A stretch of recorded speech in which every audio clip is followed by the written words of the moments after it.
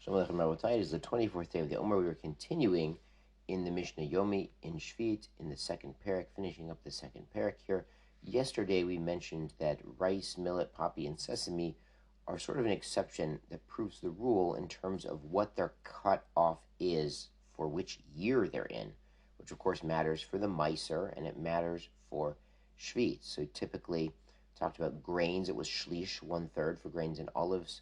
By vegetables was batar lakita, when you pick it, and by fruits it was batar chanata, when it blossomed. But these ones, it would kind of depend on the hashrosha and when they took root. Now here in Mishnah Tet, the 9th Mishnah, we have a similar exception that proves the rules. Habitzolim hasrisim, the onions that are not made for seeds. The saris, famously, was what we might call a eunuch that the king would use for the harem, and they're not made for seed. They're not made for making seeds to make new plants, but if you put the onions in the ground and water them, they do get bigger and are edible.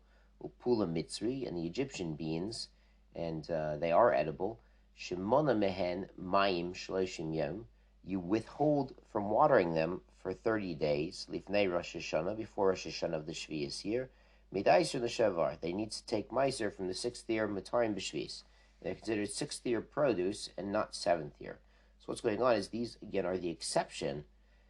That it really depends on if you watered them instead of the other methods of considering when produce belongs to a certain year. Now, there's a machlokes in the Gemara in Rosh Hashanah Yud Daled about vegetables in general, and it would apply to these things in particular. Is it because you water them regularly that we go after when you pick them, or what's the exact gourds? What causes vegetables to go after when you pick them? So here it sounds like they're holding that it's by the watering. So if you stopped watering them for 30 days, we assume they're not growing during the coming year, because vegetables need a certain degree of extra watering, unlike other crops where the rain is sufficient. So if you stopped watering them before Sheviit, then they're not growing at all in Sheviit, and they don't count as Shemitah produce with that sanctity. The Mishnah continues, Im la b'tzoim b'Shviit. If you continued watering them, they're growing during Sheviit from the water that you watered them, and they count as Sheviit produce, and mitaysh neshana haba, and they go with next year's meiser, which is when you're going to take them out of the ground. Shalbol, and shalbol here means an irrigated field. So a field that has sufficient moisture and rainfall, and maybe, for example, it's in the valley and water flows down the hills, so you don't have to water it as frequently as a normal vegetable patch would. Shemonim and maim shtei onot. So that here the cutoff is if you withheld water for 2 periods of watering, and these are sort of what we call intervals. So an ono could be called a period, it could be called an interval. So if you water them every 10 days, so now you withhold water 20 days. If you water them every 20 days, now it's every 40 days. They would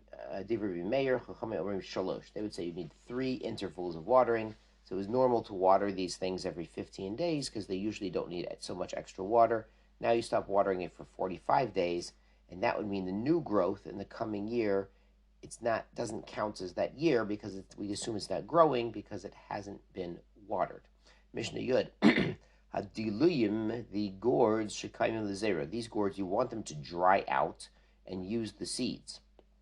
So you want them to stay on the ground, be left on the ground. They're going to harden and dry out mostly, and then you're going to later go and take this gourd. You're not going to eat it because it's hard now, but you're going to keep the seeds. You're going to plant them next year. Im chukshu lifnei Rosh Hashanah, if they dried out before Rosh Hashanah, v'nifselu melechol odam, and they're no longer edible for people, even though maybe they're what we call rui l'achilas kelev, that you could feed it to the dog, but for people, it's not edible. Mutar l'kaimim b'shvius.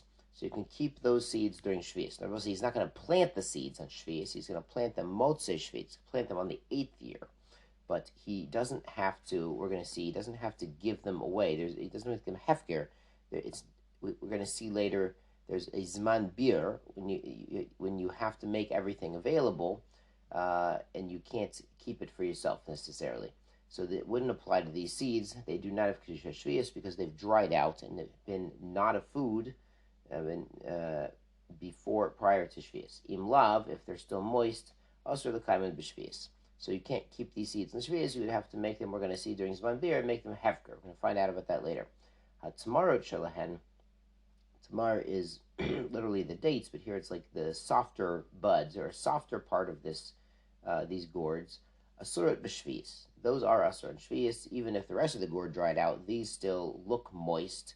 So it would look like you're keeping it on shvius, and it would look wrong. Marbitzin ba'afar lovan. So a new topic, divrei Rabbi Shimon. So Rabbi Shimon says you can sprinkle water on a grain, on literally white dirt, but usually a sadeh lavon is a grain field. So marbitzin seems like he's sprinkling, setting up a sprinkler system, something like this. This apparently is a field that's going to dry out otherwise, and watering is something that's rabbinically prohibited on Shvius. So either he's talking about Erev Shvius up until Rosh Hashanah, or he's talking about a field that's going to dry out entirely, and even during Shvius, we're going to see there are heterim. If everything will be lost, if you don't do something, we're going to allow you to do a rabbinical activity to save the field if it will be lost otherwise. Rabbi Eliezer ben Yaakov Ozer, he does not agree. Mimarsin be'orez b'shvius. We can soak the rice paddy on shvius. This is how you make the rice paddy. You keep it moist, you keep it soaking. There's some water there. So again, he's soaking it, he's mimaris it, to save it from being totally lost and dried out and killed out on Shvius. But Rabbi Shimon says he can't. Mechosin was to thin out the leaves to make it grow better. So we're going to allow certain rabbinical activities to prevent loss, but not to make the plants actually grow better during Shvius. Shkoyach Rabbi.